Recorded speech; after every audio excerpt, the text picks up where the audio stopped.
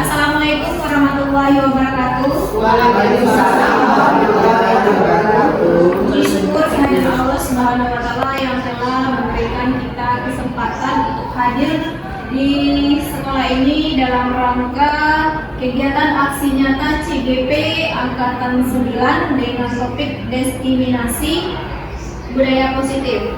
Salawat beriringan salam marilah kita sampaikan buat junjungan kita yakni Nabi besar Muhammad Sallallahu Alaihi Wasallam. Baiklah, kita langsung masuk ke susunan acara. Yang pertama yaitu pembukaan oleh saya sendiri. Yang kedua menyanyikan lagu Indonesia Raya dan Kopi Pancasila pada Ibu Muhammad Mandiri.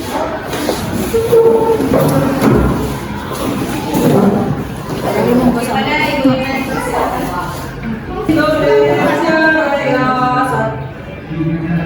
Indonesia tanah airku, tanah tumpah darahku.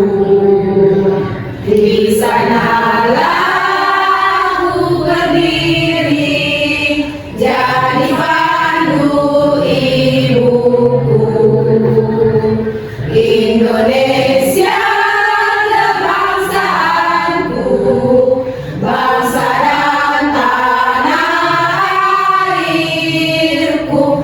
Marilah kita berseru, Indonesia bersatu. Hiduplah tanahku, hiduplah negeriku, bangsaku, rakyatku semuanya. Bangunlah jiwanya, bangunlah badannya untuk Indonesia Raya. Indonesia Raya, merdeka, merdeka, tanahku, negeriku yang ku cinta. Indonesia Raya, merdeka, merdeka, hiduplah Indonesia Raya. Selesai.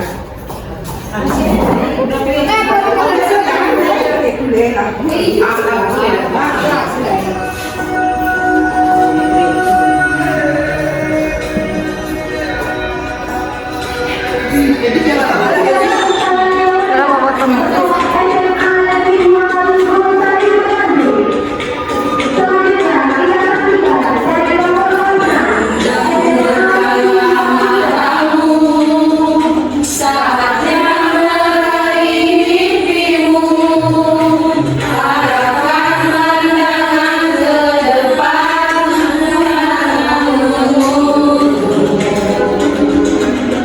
Sadari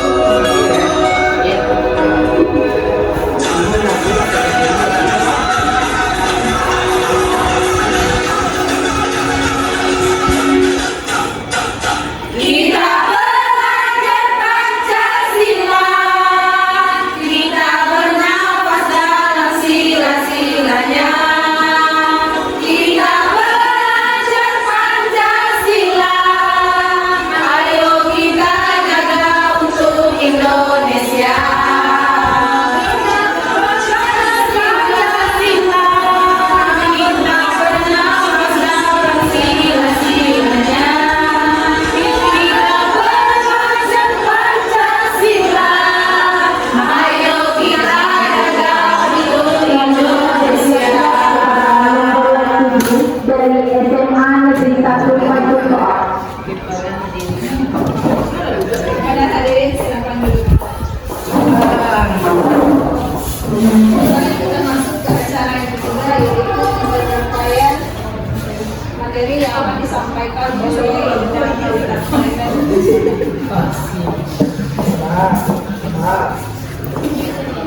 Ya, assalamualaikum warahmatullahi wabarakatuh. Waalaikumsalam warahmatullahi wabarakatuh. Bagaimana suasana hatinya Bapak Ibu? Sini kita semuanya ibu-ibu. Oke, bagaimana perasaannya hari ini? Senang. Kalau kita senang, kita mulai untuk berselancar tentang aksi nyata, yaitu tentang CGP, itu tentang budaya positif, ya kan? Tapi sebelum itu, perlu juga berkenalan diri. Barang pendapatan perkenalkan saya. Baik, perkenalkan, nama saya Indah Pravita, SPD. Saya merupakan CGP Angkatan 9 yang berasal dari SMA Negeri 1 Lengayang. Sama-sama kita ya. Oke. Sama. Oke, sebelum kita mulai ada sedikit waktulan pendek untuk kita sebagai apa ya? Boleh sebagai renungan, boleh sebagai pedoman atau segala macam. Nanti kita lagi mengambil keputusan atau kunci dari sebuah cerita ya.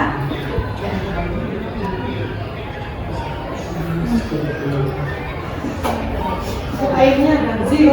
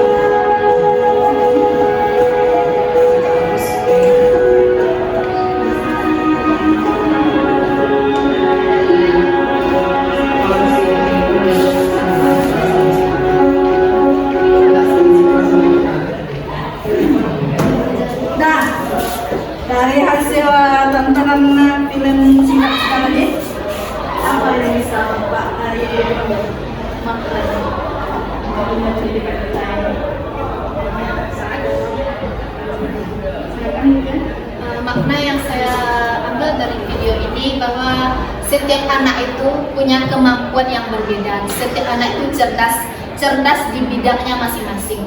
Yang cerdas itu tidak hanya akademik. Itu yang saya tangkap. Ada lagi yang bisa menambahkan apa ini? Dari video yang saya tonton yang diberikan sama Bu Indah, dari sini berarti kita tidak hanya sebagai guru hanya bisa menuntut di akademik saja, tetapi kita harus melihat sisi lain dari siswa kita, sisi lain yang mana potensinya yang bisa kita gali nanti untuk dia siap menghadapi masa depan yang lebih baik lagi. Jadi intinya di sini adalah pendidikan kita harus menuntut atau tidak menuntut, ya kan? Kita harus menuntun peserta didik kita sesuai dengan kodrat alam dan kodrat zamannya. Tetapi untuk mencapai tuntunan menuntun itu tentu ada suatu hal yang harus kita lakukan. yaitu dengan melakukan dengan budaya positif. Oke? Sebelum kita mulai, tentu ada dulu kegiatan yang kita lakukan, yaitu tentang kesepakatan kelas.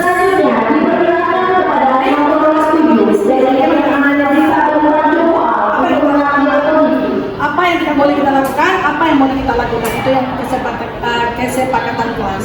Apa kira-kira yang pertama? Poin yang pertama, Bu, ya, HP di silent. HP di matikan ya. Apa lagi? Poin yang ketiga apa? Saling menghargai.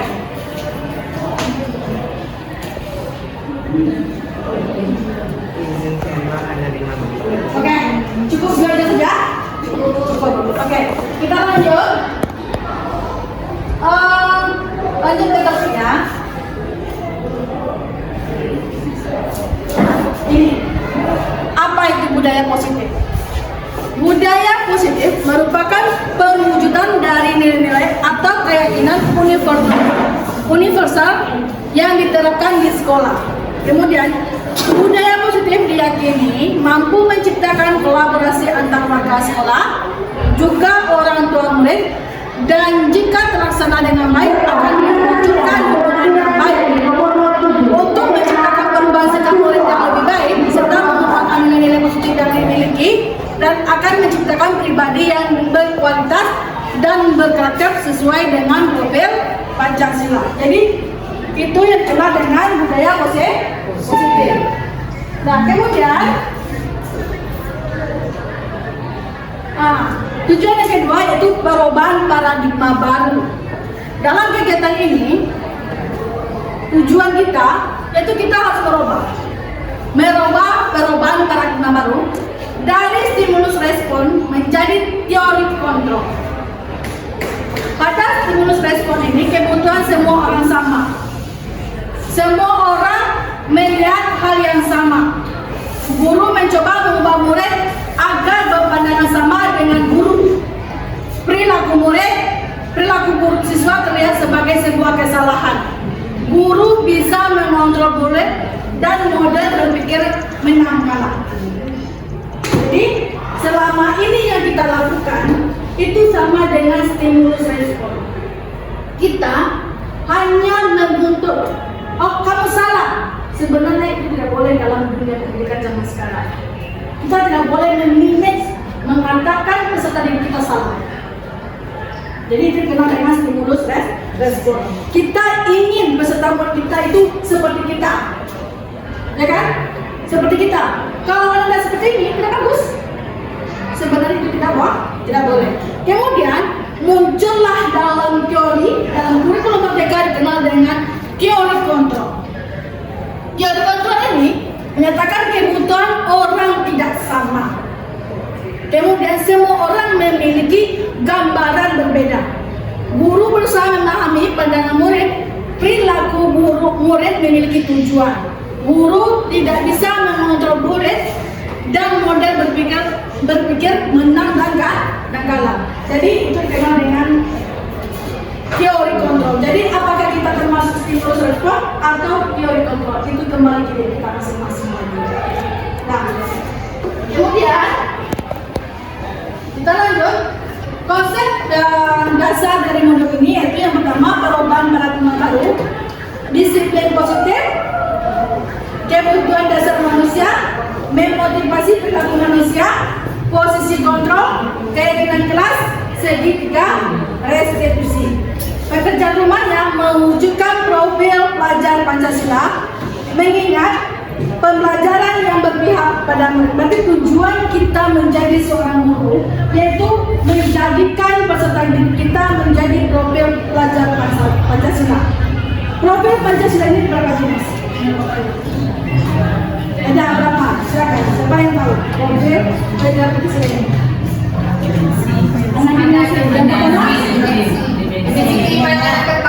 Bagus.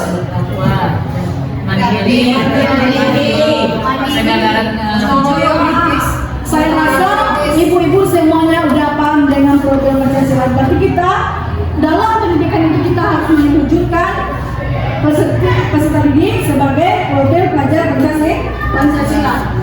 Nah,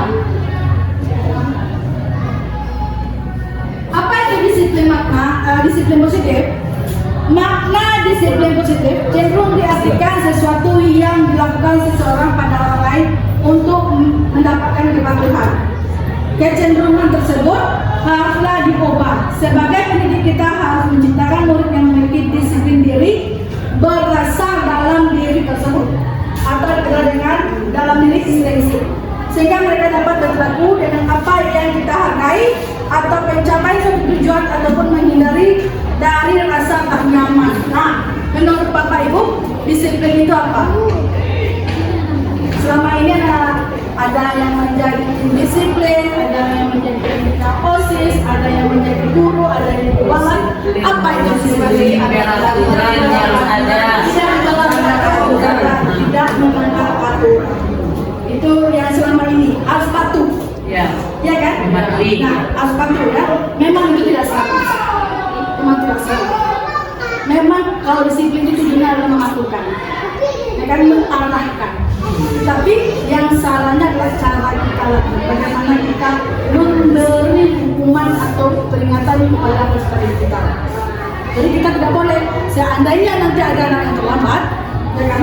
Terlambat dia sering terlambat, tidak boleh kita asingkan barisan. Itu tidak boleh.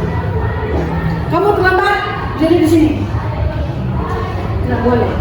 Sebenarnya tidak boleh. Itu pembunuhan karakter. Seharusnya bagaimana mau? Kalau ada yang terlambat, disuruh dia berbaris. Suruh dia berbaris, setelah itu kita panggil. Kita tanyakan kenapa dia terlambat. Kemudian tidak berubah, terus dia. Kita sebagai seorang murid tidak boleh lelah untuk mengingatkan. Bagaimanapun kita tidak boleh, sampai dia sadar dengan sendirinya. Kalau tidak sadar, kita terus selalu memberi. Makanya dalam kurikulum Merdeka tidak ada nilai, tidak ada batas KKM. Kenapa? Misalkan anak ini dia hebat di voli, sekarang kita umpamakan di mata pelajaran mereka, dia hebat di voli.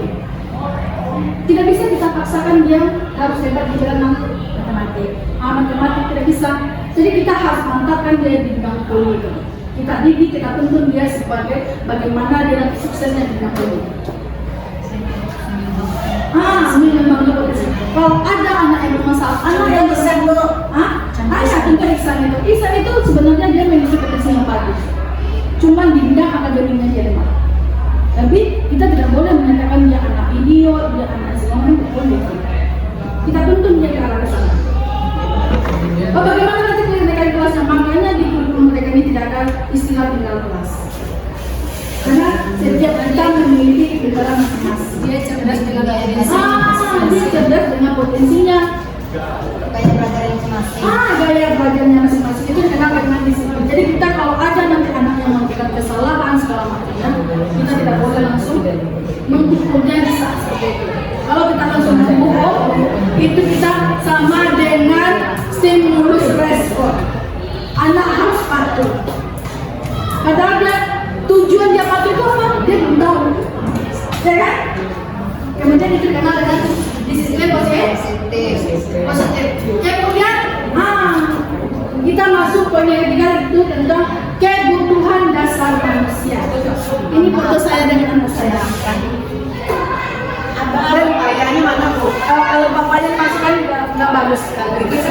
Karena di sini kan seorang ibu mempunyai anaknya. Ya kan? Karena yang mendidik itu biasanya seorang belahan hati, ya kan? Oke? Apa maksudnya kebutuhan dasar manusia? Seluruh perilaku yang dilakukan murid pada dasarnya memiliki tujuan tertentu. Murid memiliki kebutuhan dasar tertentu ketika melakukan sesuatu perbuatan. Yang pertama itu bertahan hidup, ya kan? Kemudian kebutuhan cinta dan kasih sayang murid ingin diterima dan dihargai. Kemudian kebutuhan penguasaan yaitu kebutuhan pengakuan atas kemampuan. Yang berikutnya kebutuhan kebebasan yaitu kebutuhan akan pilihan. Oke,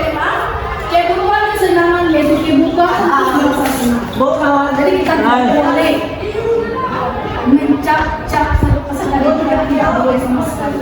Karena dia memiliki sama dengan kita juga memiliki perasaan, dia juga memiliki perasaan. Dia ada kebutuhan bertahan hidup, kita juga ada kebutuhan bertahan hidup. Kita butuh kasih sayang, dia juga butuh cinta kasih sayang. Makanya anak yang bermasalah itu tidak boleh kita langsung menyentuhnya di saat itu. Langsung kita marahi depan teman-teman, tidak boleh. Jadi kita panggil dulu dia, apa yang terjadi yang sebenarnya, ya kan? Kemudian dia setiap peserta didik itu harus kita akui, walaupun yang dibikinnya gambar jelek, kita puji juga bagus. Kita diberi semangat yang positif. Nah, itu dikenal dengan kebutuhan dasar manusia. Nah, yang keempat, motivasi perilaku manusia.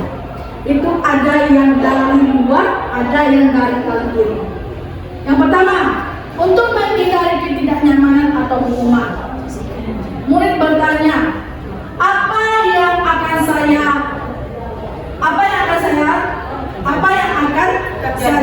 terjadi apabila saya tidak melakukannya?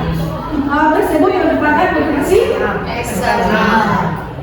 Kemudian pernah dulu, ini saya memahami ya, kita kan ada itu pemeriksaan potong kuku, potong rambut segala macam disiplin.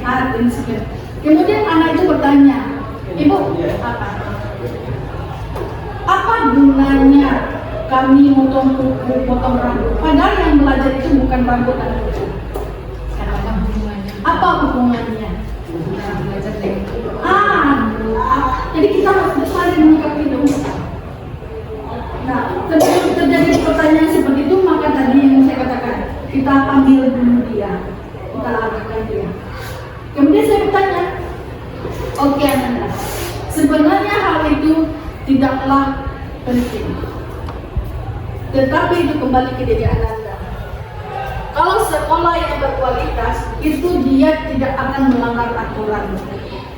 Dia akan merasa kalau melanggar aturan itu sebuah kesalahan, karena itu akan membuang waktunya. Sama juga dengan Ananda, kenapa polisi harus rambutnya pendek? Tentara kenapa harus pendek rambutnya? Yang perang bukan rambutnya, yang perang tenaganya. Dia juga itu sebuah penguatan yang kita berikan. Kalau kita langsung tidak berpikir uang nggak abang pendek aja di sekolah tertentu, tidak boleh. Ya kan?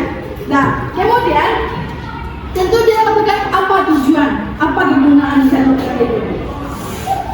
Tentu kita harus pandai mengarahkan peserta didik kita itu. Kemudian, jika saya melakukannya, apa untungnya bagi dia? Tentu, kenapa peserta didik kita sampai bertanya seperti itu? Karena dia tadi kita katakan tadi, dia memiliki kebutuhan dasar manusia, rasa ingin tahu, rasa kasih sayang, rasa dihargai. Dia itu perilaku manusia, itu udah dasarnya dalam diri manusia. Jadi nanti kita kalau seandainya menjadi guru yang dibidangkan seperti itu, kita panggil, kita tanya dulu. Sebenarnya tidak logis. Ala coba kecil, orangnya tetap itu saja yang melakukan, ya kan? Tetapi dia tidak berubah. Itu dikenal dengan kontrol. Teori kontrol. Jangan kita menggunakan stimulus. Kalau stimulus itu adalah kepatuhan, ya kan? Kemudian di sini motivasi, apa yang dikatakan dengan motivasi? Dorongan yang timbul pada diri seseorang secara sadar dan tidak sadar untuk melakukan suatu tindakan untuk tujuan tertentu. Dan jadi motivasi ini terdiri atas dua, ada faktor eksternal dan ada faktor internal. Kalau faktor eksternal tentu Bapak Ibu kan tahu ya, itu berasal dari peserta didik. Kalau internal itu berasal dari diri kita. Lebih bagusnya sebenarnya internal. Bagaimana kita mengarahkan kalau dirinya sendiri nggak mau berubah dengan besar roh. Nah, kemudian, oke, kita masuk lagi. Konsep disiplin dengan pendekatan restitusi. Apa itu restitusi?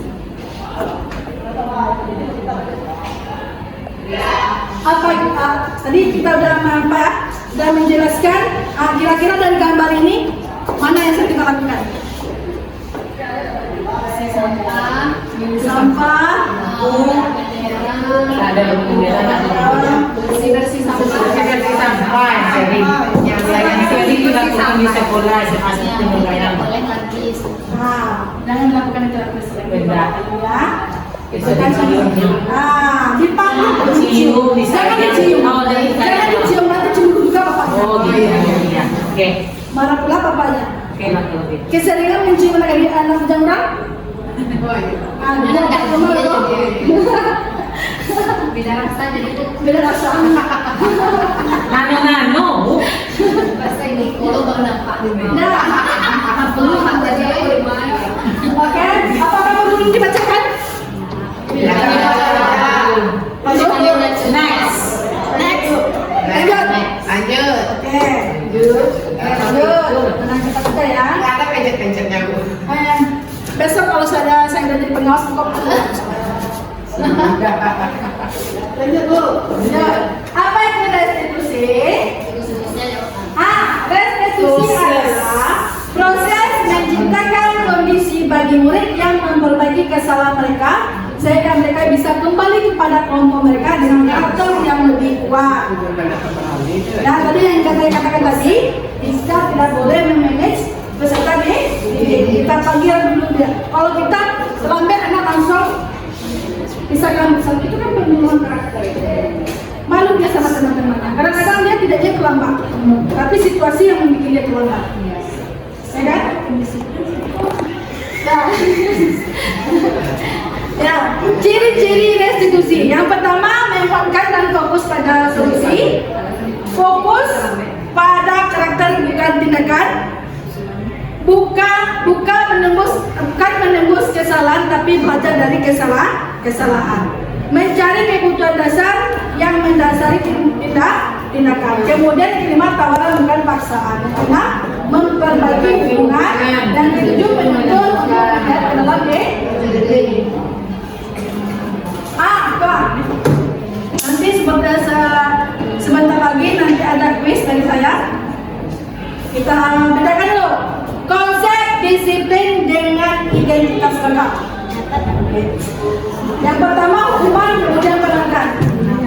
Sebenarnya penghargaan itu tidak boleh. Tidak boleh, Bu. Tidak boleh. Tidak bagus. iya ranking tuh nggak Tidak boleh ditinggal, juara-juara tidak boleh. Ribut Bu.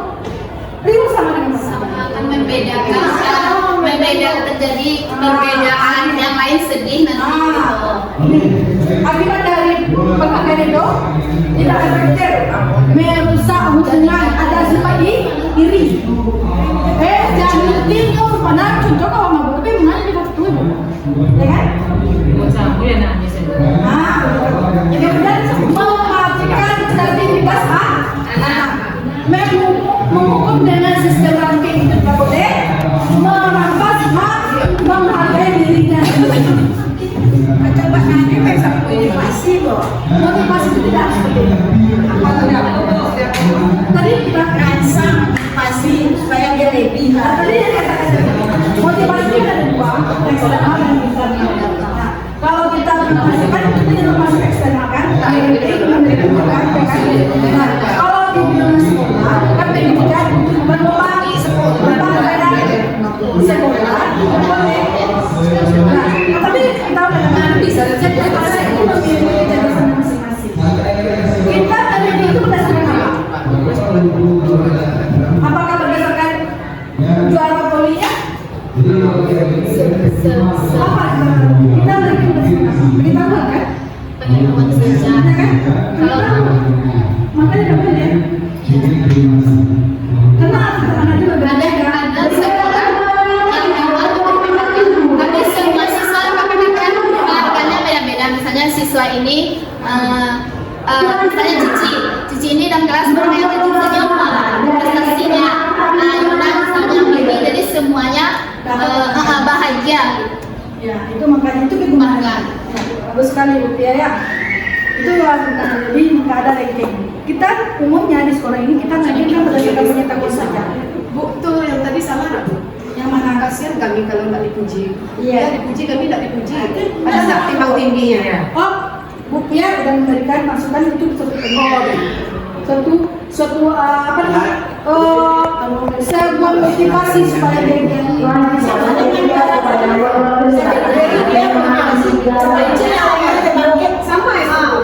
Sama ya? tadi kan dikatakan berbeda. Kalau kita pengetahuan, kita kan cuma menuntut anak untuk harus paham dengan materi kita. Iya. Kalau itu kan dia berusaha kreatif, berusaha tampil dalam dirinya.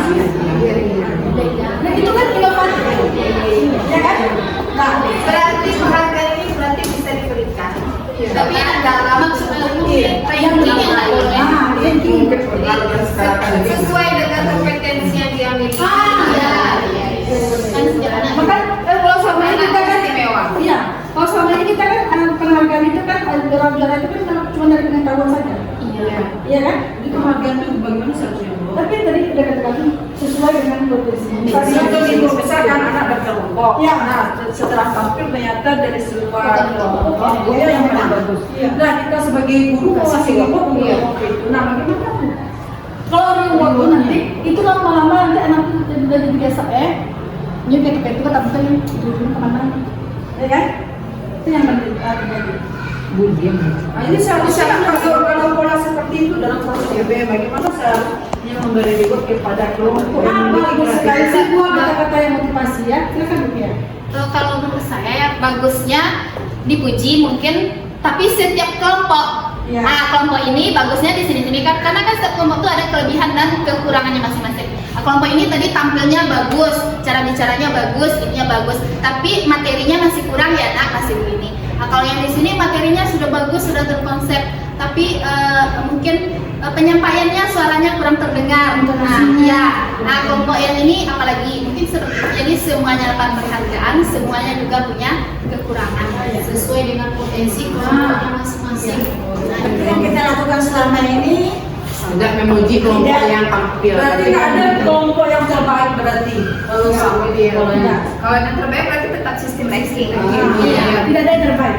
Jadi ibaratnya dia ada yang hebat di bidang seperti saya. Kalau saya bisa diskusi, saya sendirian. Ya, saya diam. Karena potensi saya di sana, ya kan? Nah, saya sukanya membuat. Nah, berarti kinestetik. Nah, iya. Bukan audio. jadi penghargaannya di Bidang membuat. dari dia penghargaan. Bagus.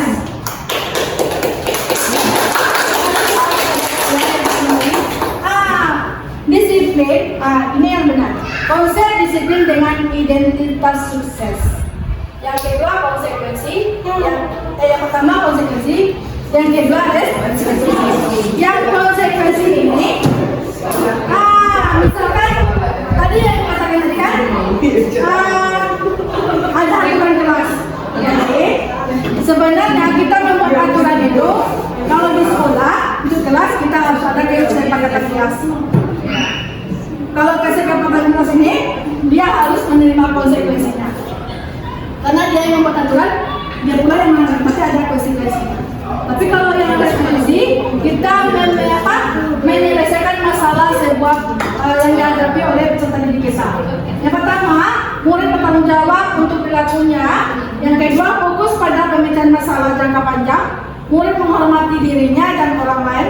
Teori kontrol, dirinya memegang kontrol, diri dia memegang kontrol, dia yang bisa memanage perilakunya. Kemudian, murid bersemangat memperbaiki kesalahan. Itu yang dikenal dengan restitusi. Restitusi. Ini bedanya. Ini kasus saja.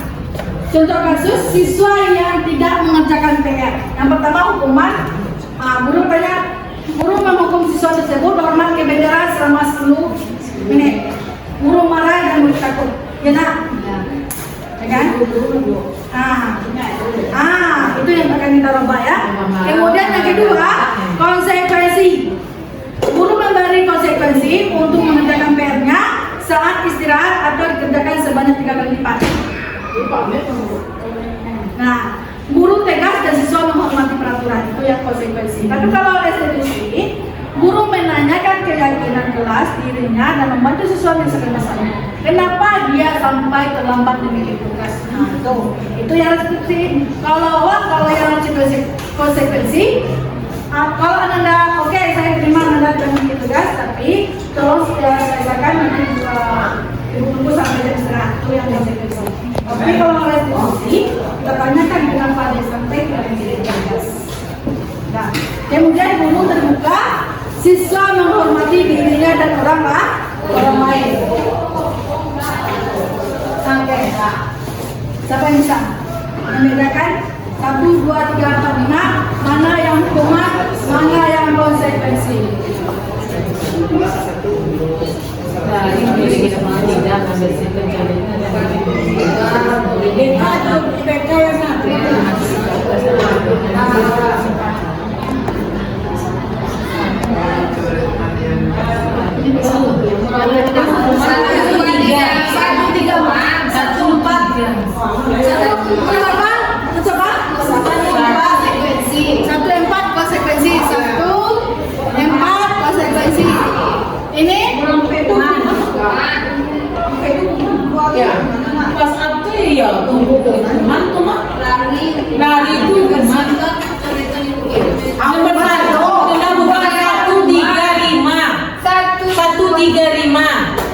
Satu, ya, 1, 3, 5 itu konsekuensi. Ya.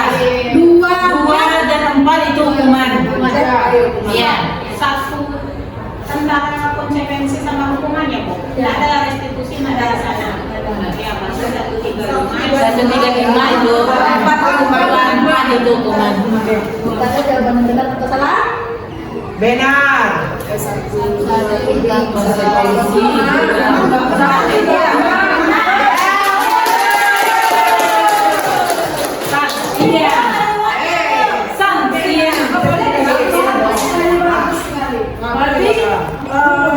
Ibu-ibu semuanya udah paham ya? Coba atau Ya, kita tuh boleh. Kenapa deh? Boleh ya Bu. Permen sudah tidak boleh. Tidak boleh. Ini yang mana aja? Posisi dulu. Oke. Lo apa? Saya kira di mana kita posisi kita? Pembuat masalah bersalah kah? Penghukum kah? Pemantau kah? Teman atau manajer? Manajer. Iya, bagus sekali. Berarti udah ada jawabannya. Oh iya, Bu. Ya, harus. Hidup perlu perubahan. Contoh penerapannya. Kalau pembuat masalah bersalah, berapa kali ibu bilang sama kamu, ibu kecewa sama kamu? Bukan bersalah aja itu. Kalau sebagai penghukum, patuhi peraturan sekolah, berdiri dan berbaris. Ya. Kemudian kamu sudah melanggar peraturan sekolah, itu pemantau. Awak pantauan aku kamu ada berapa kali yang terambil? Berapa kali? Awak deh mak. Kamu langgar dong. Kalau teman, kamu lagi dan gitu dong. Ayo gabung dengan lain untuk ada itu nggak boleh. Berarti kita menyelamatkan apakah kamu tahu kesalahan kamu? Apa kira-kira pendapat bagaimana cara kita memperbaiki kesalahan? Manajer. Terus.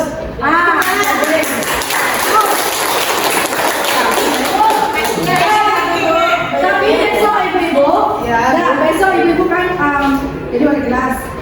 Jadi kalau dapat kita bikin keyakinan kelas kita yang sama. Ya. sudah ada Kesepakatan itu. Ada.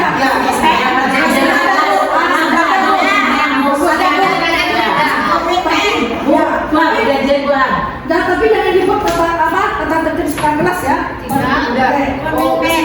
Kesepakatan kelas atau perjanjian kelas. Ya. Nah, ini caranya. Nah, oke, ini slide terakhir. Segi 3 restitusi. Apa? Ini pada kita guru BK, guru bidang studi, wali kelas. Nah, jadi nanti kita panggil anak itu. Kalau dia ada yang salah di depan kelas sama-sama dengan temannya, nggak boleh kita langsung Bedengurnya. bisa secara pribadi. Tanyakan dulu. Tidak ada manusia yang sempurna. Iya. Kan? Setiap orang melakukan kesalahan. Jadi dia tahu apa salah dia. Jadi awak tadi, aku terang awak lambe, awak tercabut, boleh? Tanyakan dulu. Ibu tahu nak? Aku tahu nama. Anak ibu yang dipanggil ke situ. Ya, Itu benar-benar dari kita dari state isi. Bagus sekali. Dan bicara hati-hati. Oke, itu presentasi kita hari ini tentang budaya arsinyata saya untuk kegiatan CGP nomor 1. Mudah-mudahan ibu-ibu semuanya, teman-teman semuanya lulus CGP sekali. Ada sesi pertanyaan Bu? Ada. Silakan tanya Bu. Ada yang bertanya silakan. Dengan sejawat. Ada yang bertanya dengan sejawat atau bagaimana? Sudah. Masih dapat.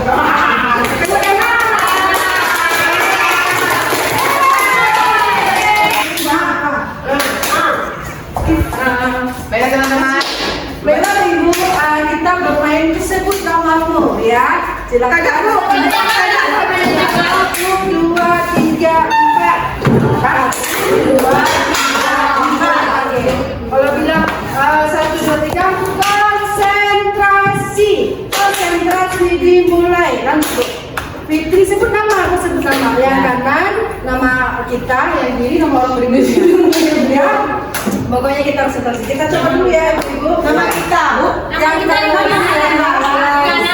Ya, yang kiri kita sama orang berikutnya kiri. Orang berikutnya harus jawab dan bilang lagi orang berikutnya. Oke. 1, 2, 3. 1, 2, 3. Konsentrasi. Konsentrasi dimulai. Fitri Yona. Yona.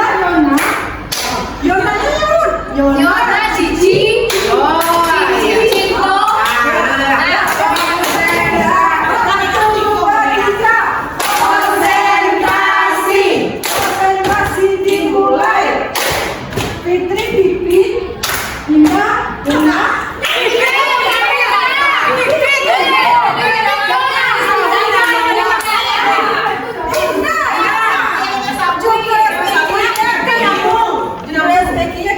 Namamu. Ya.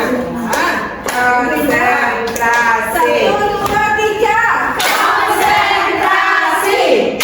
Konsentrasi mulai. Fitri Pipin. Cinta.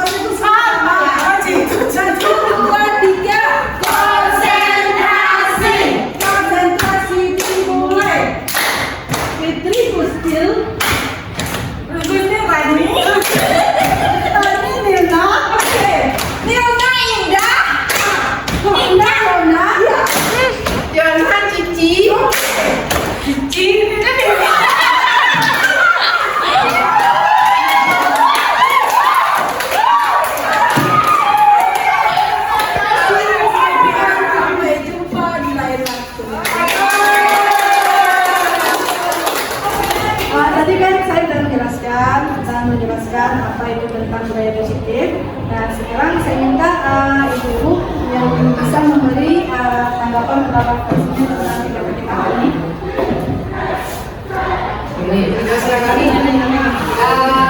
Berdiri. Baik, untuk kegiatan kita hari ini setelah Ibu Indah membagi budaya positifnya kepada kami, ada sesuatu yang mungkin bisa saya bawa nanti ke ruang kelas saya juga mengenai bagaimana mengganti hukuman, penghargaan dan retribusi tadi. Nah, itu ilmu yang baik untuk saya nanti harus lakukan di kelas saya. Terima kasih Bu Indah. Nah, jadi kegiatan kita hari ini kita tutup sampai sini. Assalamualaikum warahmatullahi wabarakatuh. Waalaikumsalam warahmatullahi wabarakatuh.